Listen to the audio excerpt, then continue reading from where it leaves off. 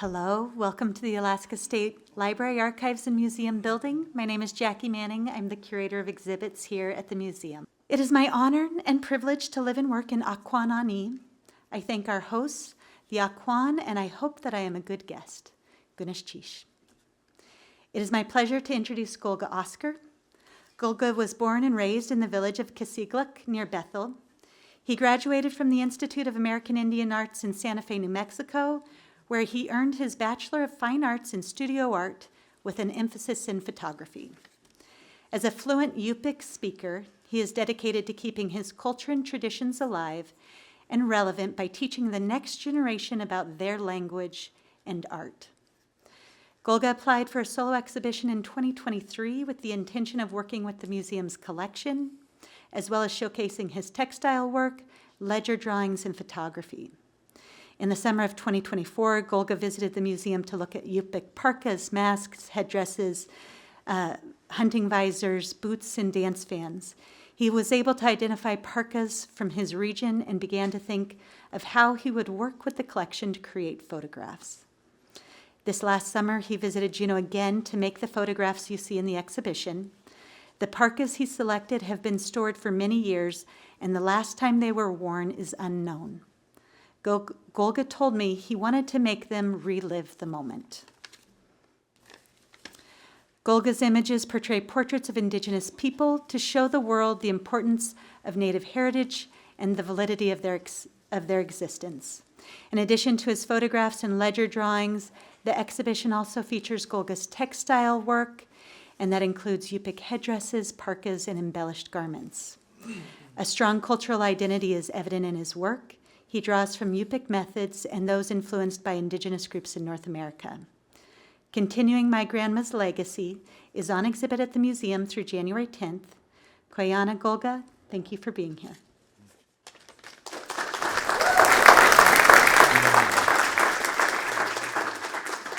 Welcome everyone. Koyana Damachpiji Dailuji. Thank you all for coming. I would like to first introduce myself in my language. Kasiglumikhuinga yuchtlunga doitlu 2008 ami dununer manupagalo. Anam just David dam dunakaganga doitlu up some ilgavim ludutraklo just Adama anapara arnaku lugok. Hello, my name is Golga Oscar. My Yupik name is Kasigluk. I was born and raised in the village of Kasigluk, and then in 2008, my family and I moved to my father's village, Tununuk, which is located in Kaluyat. And then my maternal grandparents are Marie and Henry Charles, and my paternal grandparents are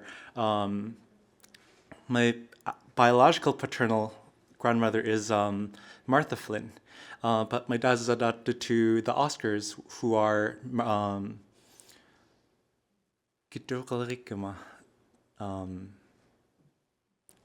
Jane and Joseph. Mom.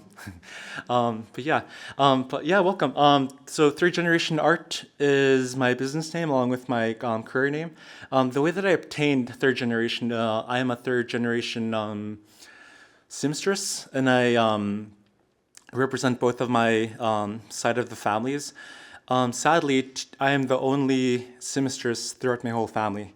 When I finally realized that my aunt stopped sewing, I began to take fur and sewing needle along with threads and started my career. The first projects that I worked with were keychains and yo-yos, and I started to move along, but I'll be talking about it throughout this whole presentation.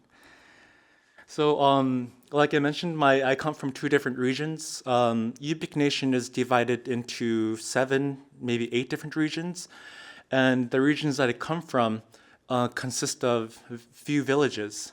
So my mother's region is called Agulmut. Agulmut translates to inside the bluffs, and that village is that region consists of 3 villages. There's Kasigluk, Nunapitjok, and Natmautlok. So that's where my family is from. And then my father's region is called Kaluyat. Kaluyat translates to people who dip net. And that region consists of 5 villages. There's Nunagayak, Dununak, Nuchtimut, Muchtavik, and Nuchtak. But yeah, and then while growing up, I grew up in a family where a lot of Christianity happened.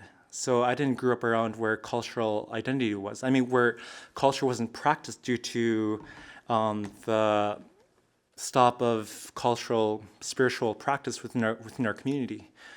So it wasn't until when I first moved to Chinoonik is when I experienced more of a spiritual significance of culture and lifestyle. And I think during that beginning of 2009 was when I first experienced Guvigik, as well as a person's first dance ceremony. And during attending that 3-day ceremony, it really opened up my eyes on what Yupik identity is, what Yupik culture is. And during those 3 nights of dancing within those villages, it opened up my mind of the beauty behind it. So then it wasn't until 2013 is when I first started producing headdresses, naskhuns. Naskhuns are a garment that we normally use during Yupik dancing. And in this photo, there are 2 different styles that I produced. And this photograph was produced back in, my time in college in 2018. The reason why I wanted to produce this was because I wanted to show the people of what a traditional headdress looks like versus a contemporary headdress, and how the materials changed over time as the resources became more accessible. From what I've gained from the knowledge, I think it wasn't until 2019 was when I started to conduct more research and read more books that Jalista Corporation offered, along with the University of the UAF, University of Alaska Fairbanks. The colors that I incorporated are red, blue, black, and white, which is the Yupik color system. Red, blue, and white are the natural pigments that we obtain from my dad's region, Kaluyat. And those are the pigments that we traditionally used to use since time immemorial. The way that I got the colors was from a book called Yugagayagaput, that was the author of Trisa John over there. Thank you so much for that book. From that book, I gained so much knowledge. So red is a representation of ancestral blood. Blue is a representation of water and happiness. Black represents nighttime and white represents daytime, where the raven traveled out in the galaxy and went to go search for the sun. And when he found the sun, he put the sun in the seal esophagus and brought it back to Earth. And after he placed the sun after he placed his staff where the sun rose, he popped the seal esophagus. And that's how daylight became to be. So every time when I think about our mukluks, our booths that I'll be showing, I always think about the day and nighttime that we walk in. The day and nighttime that we're walking and being protected by the Creator. So I've been producing mukluks since 2019, and that was my first. I think the 3 pairs on top were my very first creations. It wasn't until late 2019 was when I started to learn how to crimp. I think from my own thoughts, from my own estimate, I think 3 or 0.5% of Yupik Nation only knows how to crimp. But yeah, it's been a long journey of going through my career of producing mukluks. So part of my creation, I like to go above and beyond. And what I mean by that, I like to challenge myself to, challenge my ideas and creativity. Because naqalasimnik, meaning from the things that I read from the books,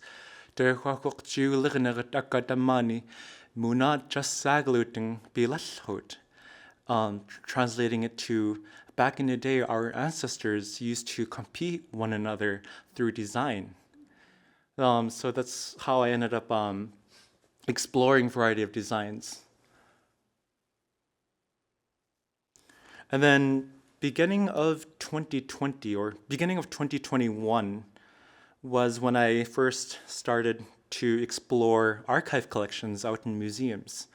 I've traveled to 3 different museums throughout my whole career. And I've gone to the museum in Fairbanks, one in Anchorage, and one down here. And I've been focusing on, I've been observing a lot of these collections. I think the importance of these collections is getting to know what the design means, getting to know what why the colors are incorporated, why there are certain amount of tassels on a parka or mukluks or a bag. One of the things that I've also gained from that book was the Yupik number system, 3, 4, 5, and 7. 3 represents positive, negative Yupik spirit. 4 represents 4 direction.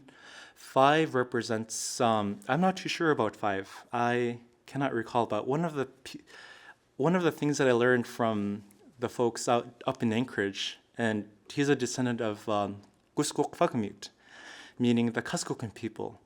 He mentioned that 5 represents, on a pair of dance fans, men's dance fans, there are at least 5 feathers. The two sides on both ends represent the 4 direction, while the middle represents Shamyo, eye of the creator, eye of the awareness. But yeah, so a parka, one of the things that I learned from observing a parka isn't just a parka. It's decades of resiliency, centuries of resiliency that we've endured. And another thing that I've learned within my research was a family has their own design, which I will talk about hopefully during this later in this presentation. Another thing that I've gained was that a tassel isn't just a tassel. It has a significant meaning behind it. For example, the tassel that you see on the top right corner signifies igamragok, or kaimukchik, meaning dog sled tracks. So when you see that design, it belongs to a certain family.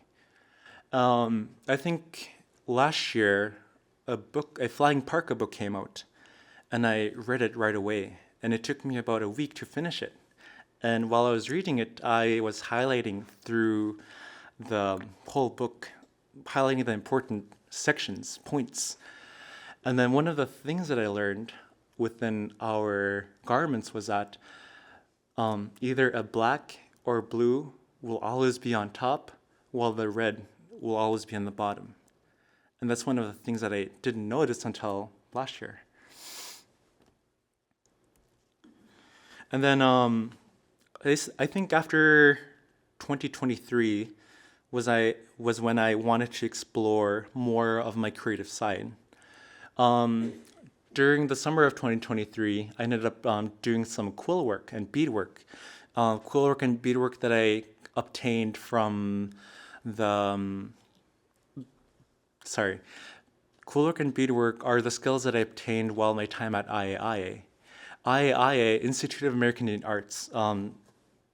So that's where my creativity empowered.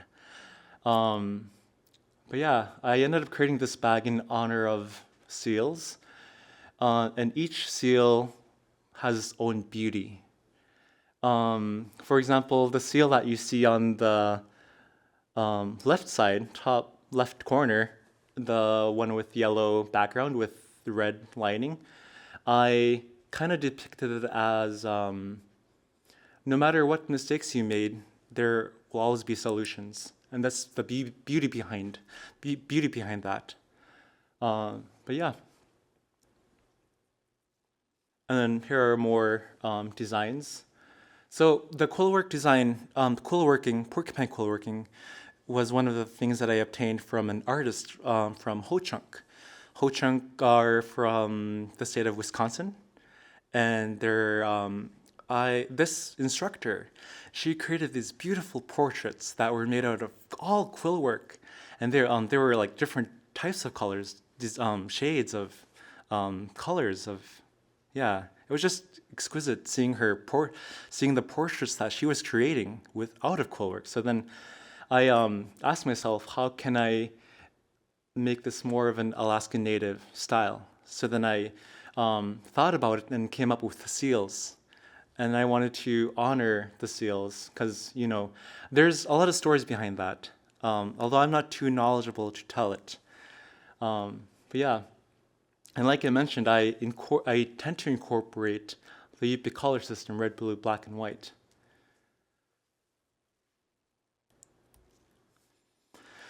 So it wasn't until 2022 was when I started my research about my family's parka designs. It took me a while to find photos. I asked all, so the family that you see, the photos that you see are my maternal side of the family, my mother's family, my mother's mother, and then my grandmother's great aunt, who is on the right, and then my mother's younger sister. Luckily, the Parker on the right side, my aunt still has it, so I took it to observe it, and it's still intact. Although the parka in the middle that you see that my grandmother is holding was one of the parkas that I ended up recreating. It was a challenge. It was trial and error throughout that parka creation, because I was creating it based off of the photo. My mother has 10 sisters and 2 brothers, and all of them obtained a parka. And then my grandmother I have, I think, up to 30 to 56 cousins. So the oldest is around late 50s, and she was one of the people that obtained that parka. So I was trying to do my research and trying to find out of what happened to it. And sadly, they ended up losing it somewhere. It's stored somewhere. So it was, I had to go through a few boxes of photos to look for this specific image, and ended up recreating it with mink parka other than muskrat parka.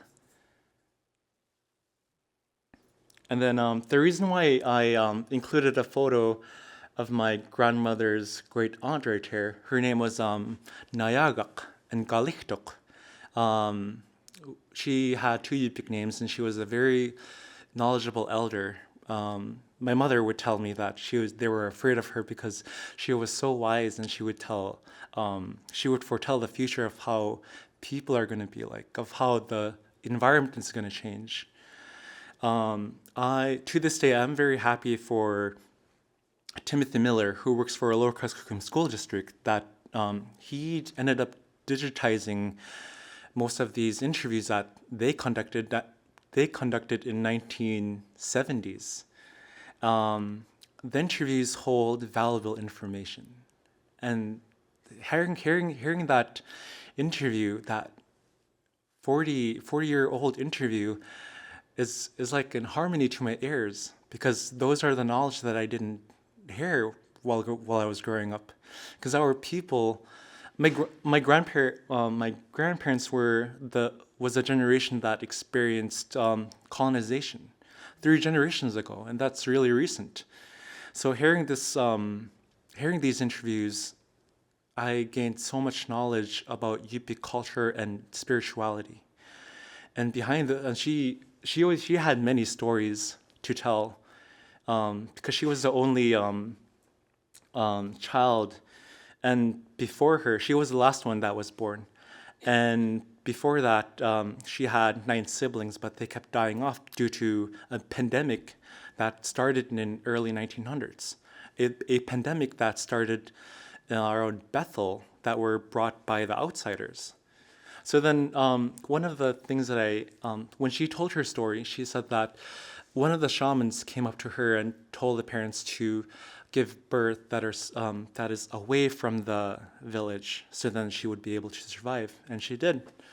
And in her interview, she talks about the stories that she grew up around while she was living in a house, Kasigluk, in a communal men's house. Yeah. And then during the year of 2021, I ended up collaborating with renowned photographer Kara Romero. So the photos that the photo on the left side and the middle are the photos that she took. And part of my career is to uplift Indigenous artists. I want to see them grow. I want to see them thrive, without no cost, because Indigenous identity should be out there, should be expressed. So it was a fun collaboration during our time. So this photo was taken in fall of 2021, and then the middle photo was just taken last year while my time at IAIA when I was doing the artist in residency.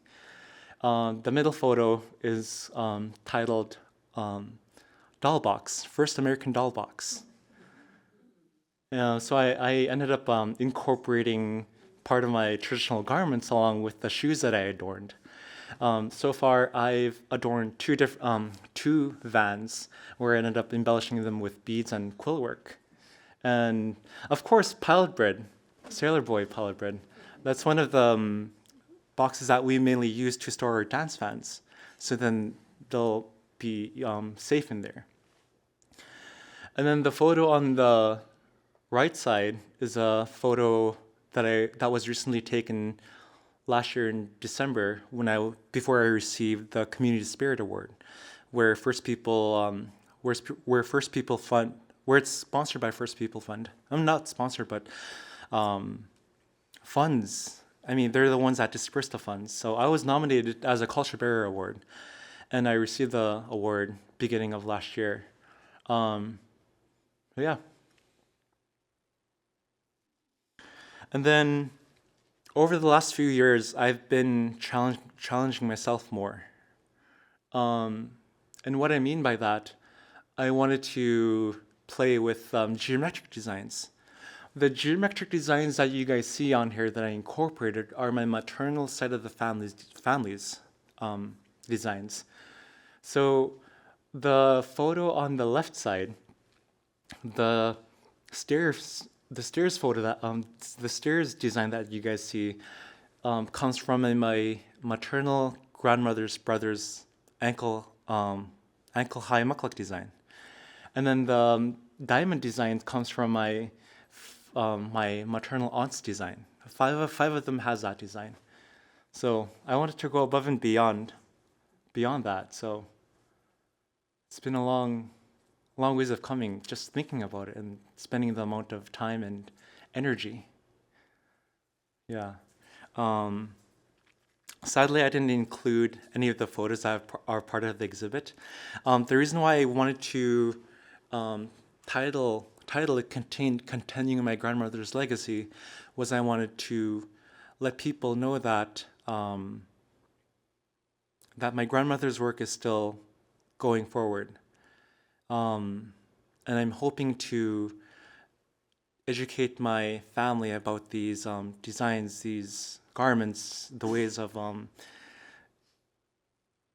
Yupik way of living, as well as cultural and identity. The photos that I created back in the collection, it was such an amazing experience. And I'm very thankful for these museum staff that helped out for this whole photo collection to happen. And the reason why I named it reincarnation is because Yupik names don't die out. They're passed down to another generation after you pass on. Yupik names can be named after, Yupik names can be passed to either a male or a female. For example, my name is Kasigluk. I was named after an old man from Nunapitjok, which is across from my mother's village. And he passed on that morning, and then I was born before that afternoon. And then one of my aunts, my mother's sister, called my mom and told her, forced her to name me after him. So he named me his Yupik name, his English name, his middle name. So yeah, but other ladies can also, other women can also have that name. It's not just within the male society, it's also within the female society. And back in the day, whoever you're named after, the parents of that loved one will gift you the way that, for example, if I was named after a woman, a Yupik ancestor, then that family would gift me a parka that was a woman style, because they want to honor that spirit. But yeah, all of those photos are titled to up to 1867, and I wanted to honor that reincarnation. And then part of that photo collection, I also incorporated a imaganin, a silgat parka that Teresa John's mother created. Would you like to talk about that creation? Huakkakuyan, hui ngayon picture nakapukago, kaluyak miungungasu. He asked me if I can talk about my mother's imaganin. Imaganin was a very, very essential part of our culture, especially for the sea hunters. And when we were growing up, all our grandmothers and great-grandparents always made all of us imaganin.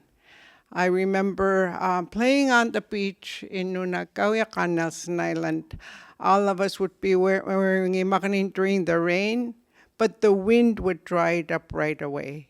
And the essence of that imaganin is that they use 3 threads to make it waterproof. And then they bend the edges of the seal intestine. The process is very intense and very delicate work. If you can imagine your own intestine, the length of your own intestine, which is long, long, long, long, long, right? All the women, the first catch of the bearded seal, they would cut up the membrane around the intestine very carefully, and then they drain the inside first. And then they put water inside and over again to clean it very well. And women take their fingers, all their fingers carefully, and puncture the intestine very slowly. And that's like a day-long work. And they use a sharp object to cleanse the inside. So you're draining it over and over again with water, and you're using your fingers to carefully remove the outside lining of the intestine. For many of you have seen mammals or land animals and have seen the intestine. And women sit there for hours and hours doing that over and over again. For the families that have 10 hunters, if they each got 10 of those, that means the mother, the grandmother sit there for hours cleansing them.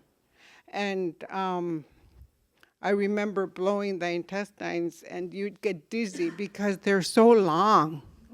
And the women, they wait for a perfect day to dry them. They don't dry them on any old day. You have to wait for a perfect windy, slow windy day that's not raining, that's not wet. And so we would blow them and we'd get dizzy, and then they ask us to blow them again, like a long, long, long balloon. And that process takes a day.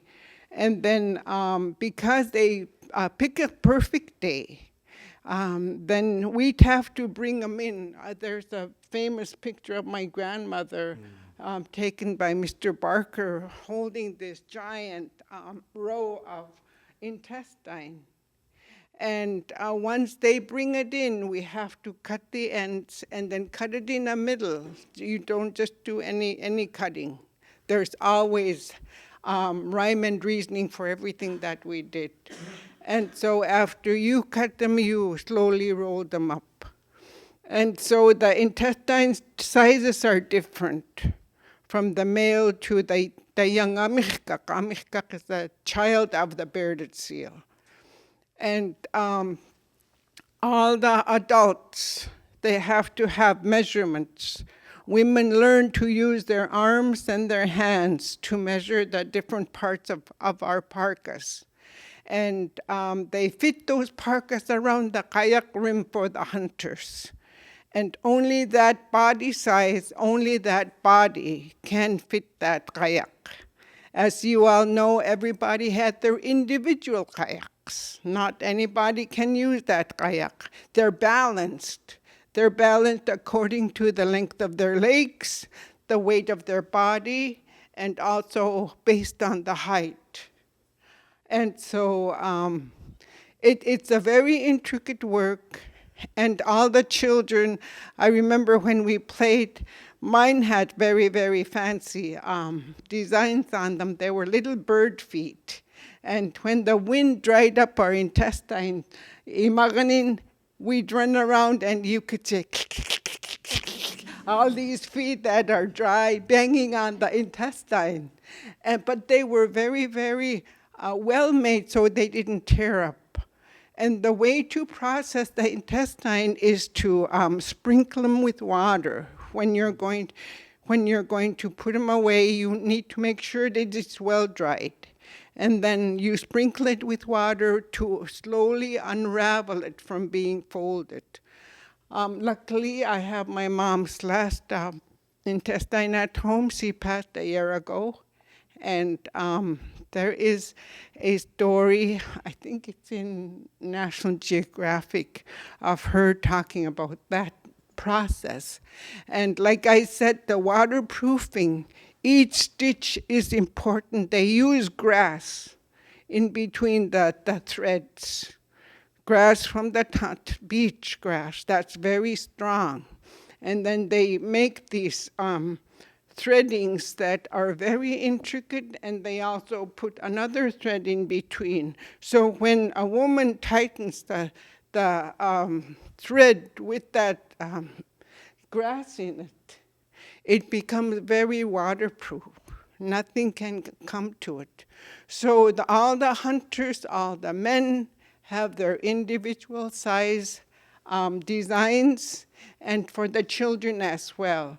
The young girls' patterns were more fancier than the men, and I want to thank Golga for inviting me to put in a 1 cent word on that. Kuyan, imakanin.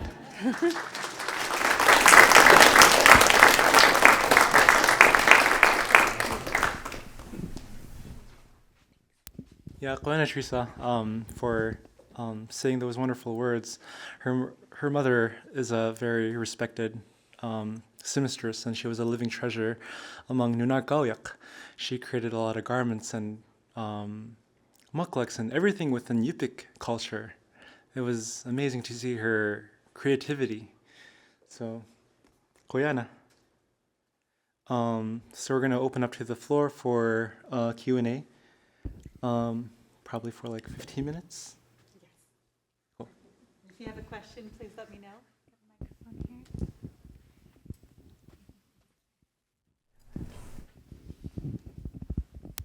Very basic question. What is crimping? Is it like gathering?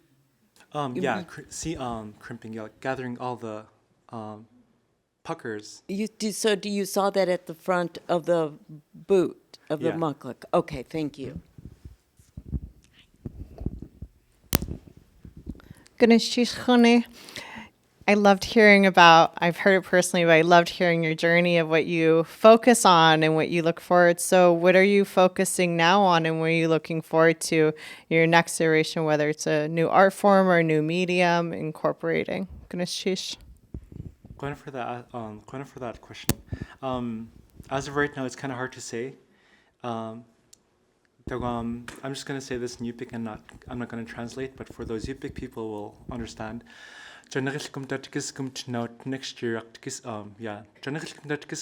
next year, my younger brother and I are going to have our first dance out in Dununuk, and it's to honor our first catch. So I've been accumulating a lot of gifts throughout these years along with my parents, so yeah.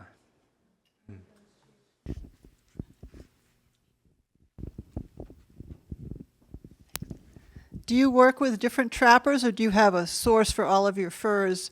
And I'm also wondering what the black fur is that you use in all the little intricate patterns. Oh, so I normally get I source my materials all over, since, technology is advancing. So it's pretty much a mix. I get my materials from Low 48, but then when it comes to squirrel skins, I tend to get them from local trappers because they're Arctic ground squirrels. I think I obtained these on the image that you see in the middle.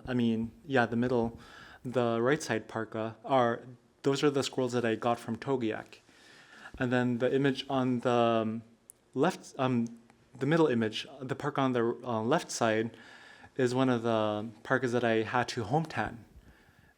Those were some pelts that I was gifted by my mother's second cousin. So I ended up, it took me about a week to dampen them, washing them, and then dry them. And then after drying them, I would ulukchak them, meaning softening them. So yeah, and those two parkas are from my parents. They never had a fancy parka back in the day, because hunting for fur was hard. It was challenging. It was tough, and also obtaining beads and yarn was also tough. So this is their first fancy parka that they ever had. Yeah. Oh, the black fur. Nowadays we use calf skin, like cow. But back in the day they used to use caribou reindeer belly, while the darker fur is on the back of the reindeer and caribou. So, any other questions?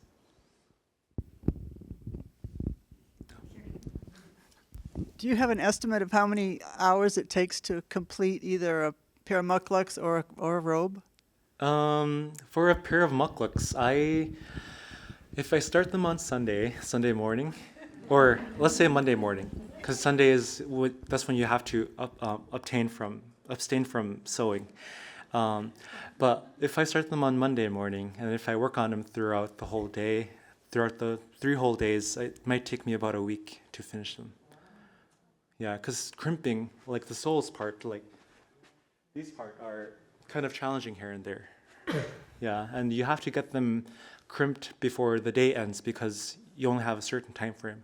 You're limited to a time frame, so yeah. Yeah. Oh.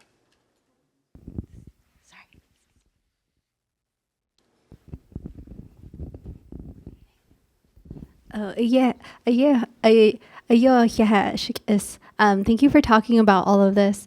The work you're doing is wonderful to be a culture bearer in that way. I have a question that's a little bit personal, but doing this work, you're embarking on a lot of history, and there's a lot of really beautiful things about history, but there's also a lot of potentially hurtful things in history that you learn and as you're discovering and recovering. Is there any way that you are moving through this to protect yourself, or how you move through those moments where they might feel heavy? That's a really good question. It's been a learning journey going through this whole culture identity thing, because I didn't grow up around it. I wasn't raised around it. I was raised around Yupik values, which is more of an indigenous aspect, but more of the in-depth culture. I mean, learning about it has been a healing journey, and I'm still healing from it. One of the things that I've been learning along the way is being careful of what I share, because you never know if others will, use it in the wrong way. But part of my identity, part of who I am, is to educate people on what Yupik culture is and what it means to be Yupik. I also want people to know that each Inuit group has their own parka designs. Our parkas right here are specifically Yupik Nation. These parkas' name are Kalik. Kalik translates to a shield parka. And there are other 4 parkas. Our tassels that we use are back of the wolverine instead of the wolverine neck. And if you see a parka using a wolverine neck, then it might be from Yukon area, or from Inupiaq Nation, or St. Lawrence Yupik. So, yeah, each parka has their own, design. So, I mean, their own regional design. So, but yeah, cultural identity and healing has been a lot. Yeah, and sharing this knowledge to the younger generation, the current and the younger generation, has been a blessing. Yeah, and without Teresa John's book, where would I be? Where would I stand? So I'm very thankful for this modern technology to incorporate these knowledge, writing into books, and then making that book accessible for my people to read and gain. So, thank you. Any other questions? Thanks, Jackie. Kuyanapak, Golga, I really appreciate this. Is a great presentation. From the museum side, it's been lovely to hear from the team working with you and your time spent back in collections. And I'm wondering a couple of things, if you could share a little bit about your process for the photographs that appear in the new exhibit, when you went back into storage, what you were looking for and kind of how the pieces spoke to you. And then maybe what you see for like future collaborations between museums and Indigenous artists and what that might look like. So my process within the collection, I was pretty much open to anything that would fit me, but it was so limited, very limited. So they ended up, Ellen ended up grabbing 4 parkas, one of them being extra large. But it was such an amazing experience, especially getting to wear them. When I first put on that first parka, I felt the energy of Nunanrik. Nunanrik translates to being joyous. And having that, feeling that energy was so different compared to just visiting museums. My goal within the collection was to make the piece relive. And having that moment was some sort. I cannot explain the feeling, but it was, Nunanrik. And I think I can just leave it there. But I'm hoping to collaborate with more museums throughout North America to see if I can recreate photos, and hopefully do more. So, yeah. Did that answer your question? Great. Any other question?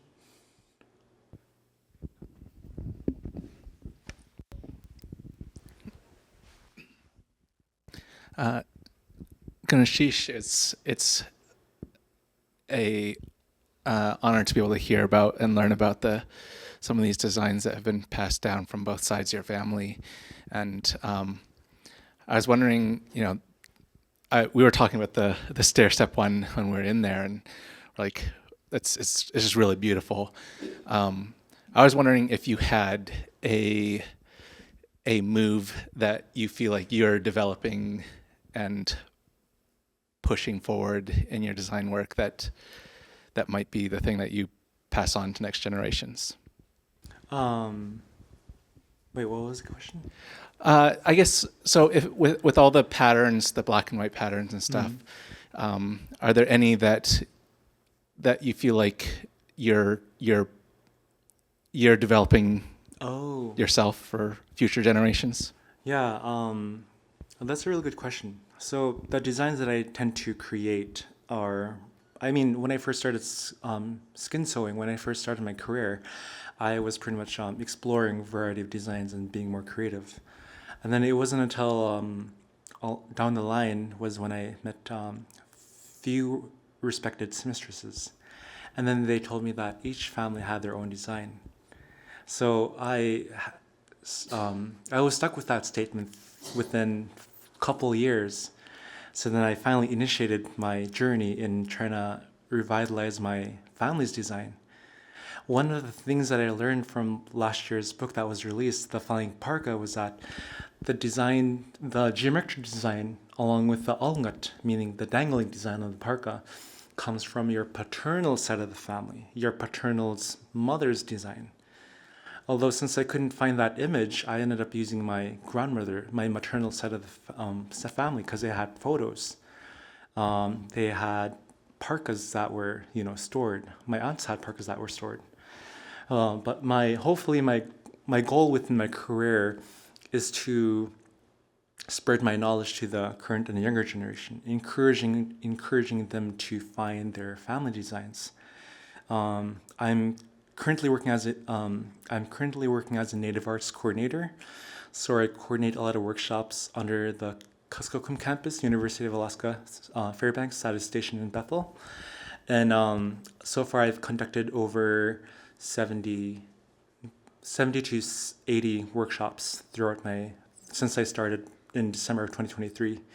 And within the workshops, I've been utilizing ancestral methodologies. These ancestral methodologies that emphasize around the spirituality behind what the tassel mean. Why do we color the wolverine with red ochre? Or why do we incorporate certain number of tassels on a parka? Why do we incorporate this certain design?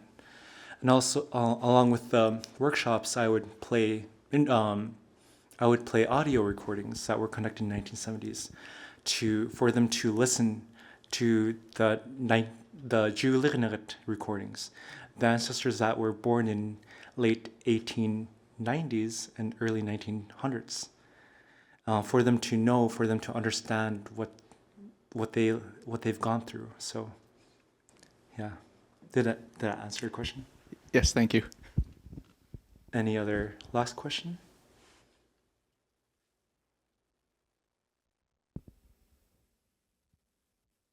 Awesome. Thank you.